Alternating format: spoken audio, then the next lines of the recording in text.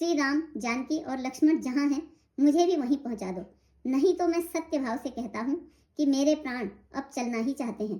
राजा बार बार मंत्री से पूछते हैं, मेरे प्रियतम पुत्रों का संदेशा सुनाओ।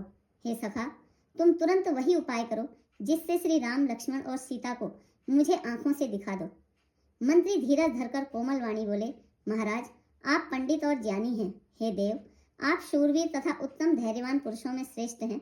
आपने सदा साधुओं के समाज का सेवन किया है।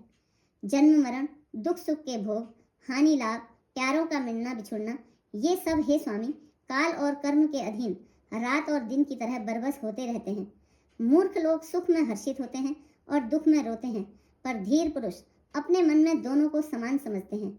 हे सबके हितकारी रक्षक, आप विवेक विचार कर धीरज धरिए और शोक का परित्याग कीजिए। श्री राम जी का पहला निवास तमसा के तट पर हुआ, दूसरा गंगा तीर पर।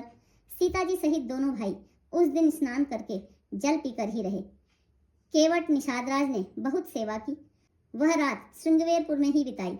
दूसरे दिन सवेरा होते ही बड़ का दूध मंगवाया और उससे श्री राम लक्ष्मण ने अपने सिरों पर जटाओं के मुकुट बनाए।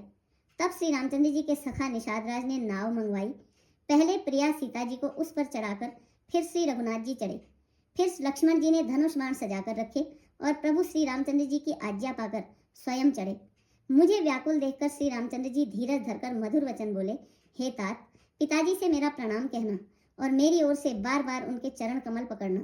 फिर पांव पकड़कर विनती करना कि हे पिताजी, आप मेरी चिंता न कीजिए। आपकी कृपा, अनुग्रह और पुण्य से वन में और मार्ग में हमारा कुशल मंगल ही होगा।